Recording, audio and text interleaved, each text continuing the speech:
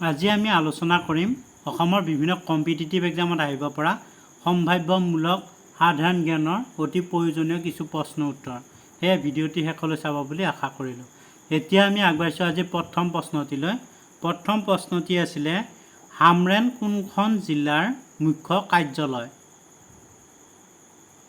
ইয়াতে অপশ্যন 4টা দিয়া হৈছিলে। ইয়াৰে শুদ্ধ উত্তৰ হৈছে অপশ্যন ক শুদ্ধ উত্তৰ পশ্চিম কাৰ্বি আলং। হামৰেন পশ্চিম কাৰ্বি আলং জিলাৰ মুখ্য কাৰ্যালয়। এতিয়া আমি আগবাঢ়িছোঁ আজি আন এটি প্ৰশ্নলৈ। খেলো ইণ্ডিয়া ইউথ গেমছ 2020 গুৱাহাটীত অসমে লাভ কৰা মুঠ পদৰ সংখ্যা কিমান? ইয়াতে অপশ্যন 4টা দিয়া হৈছিলে। ইয়াৰে শুদ্ধ উত্তৰ হৈছে অপশ্যন খ 76। এতিয়া আমি আগবাঢ়িছোঁ আজি আন এটি প্ৰশ্নলৈ। লক্ষ্মীনাথ বেজবৰুৱাৰ বুঢ়ী আইৰ সাধু কোনে ইংৰাজীলৈ অনুবাদ কৰিছিল? ইয়াতে অপশ্যন 4টা দিয়া হৈছিলে। ইয়াৰে শুদ্ধ উত্তৰ হৈছে অপশ্যন খ শুদ্ধ উত্তৰ গুণাভিৰাম বৰুৱা। লক্ষ্মীনাথ বেজবৰুৱাৰ বুঢ়ী আইৰ সাধু গুণাভিৰাম বৰুৱাই ইংৰাজীলৈ অনুবাদ কৰিছিল। এতিয়া আমি আগবাঢ়িছোঁ আজি আন এটি প্ৰশ্নলৈ।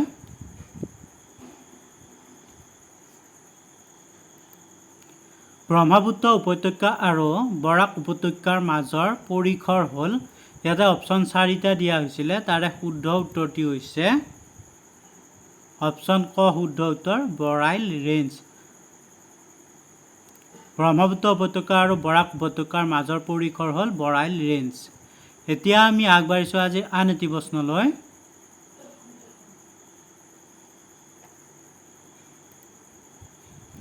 উত্তৰ পূৰ্বাঞ্চলৰ উন্নয়ন মন্ত্ৰালয় কোন বছৰত প্ৰতিষ্ঠা হৈছিল? ইয়াতে অপশ্যন 4টা দিয়া হৈছিলে।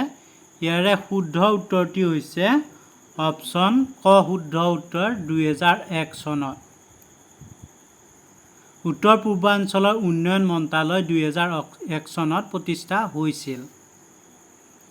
এতিয়া আমি আগবাঢ়িছোঁ আন এটা প্ৰশ্নলৈ।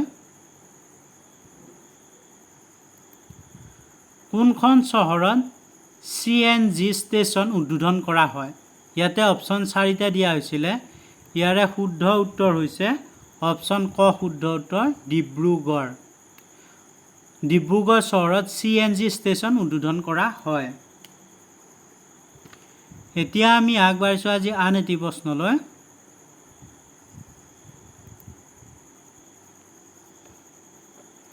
কোন বছৰত কাজিৰঙাক প্ৰথমবাৰৰ বাবে সংৰক্ষিত বনাঞ্চল হিচাপে চিহ্নিত কৰা হৈছিল? ইয়াতে অপশ্যন 4টা দিয়া হৈছিলে। ইয়াৰে শুদ্ধ উত্তৰ হৈছে অপশ্যন খ শুদ্ধ উত্তৰ 1908 চনত।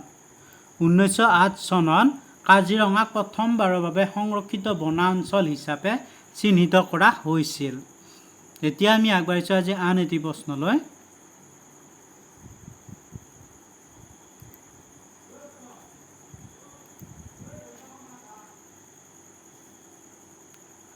অসমৰ প্ৰদূষণ ব'ৰ্ড কোন বছৰত প্ৰতিষ্ঠা হৈছিল? ইয়াতে অপশ্যন 4টা দিয়া হৈছিলে।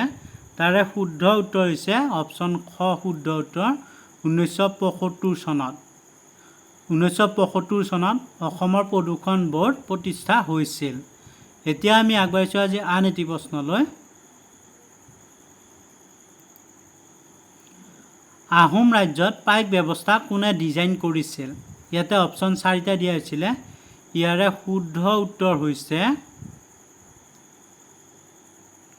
অপশ্যন খ শুদ্ধ উত্তৰ মোমাই তামুলী বৰবৰুৱা। মোমাই তামুলী বৰবৰুৱাই আহোম ৰাজ্যত পাইক ব্যৱস্থা ডিজাইন কৰিছিল। এতিয়া আমি আগবাঢ়িছোঁ আজিৰ আন এটি প্ৰশ্নলৈ।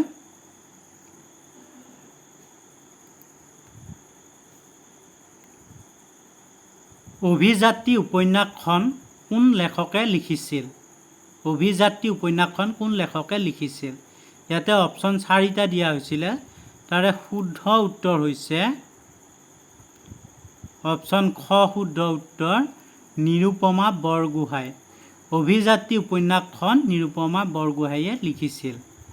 এতিয়া আমি আগবাঢ়িছোঁ আজি আন এটি প্ৰশ্নলৈ। অসমীয়া ভাষাত 2019 চনৰ সাহিত্য একাডেমী বঁটা কোনে লাভ কৰে? অসমীয়া ভাষাত 2019 চনৰ সাহিত্য একাডেমী বঁটা কোনে লাভ কৰে? ইয়াতে অপশ্যন 4টা দিয়া হৈছিলে।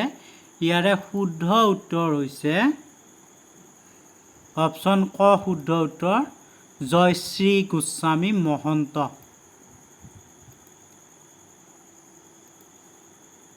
অপশ্যন ক শুদ্ধ উত্তৰ জয়শ্ৰী গোস্বামী মহন্ত।